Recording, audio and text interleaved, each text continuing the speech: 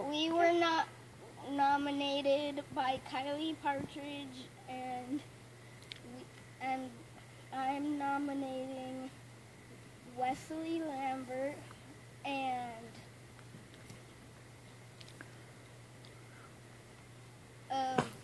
Summer Hyatt and McKinley Holmgren. And I'm just going to make this a family affair. I'm nominating Paul Lambert, Audrey Lambert, Christy West, Eric Rawlings, and I dedicate this to my brother Daniel Rawlings. He doesn't have ALS, but he has struggled with other health issues for the last 10 years, and yet he still works hard. He goes to his job every day, he goes to school, and I think he's amazing.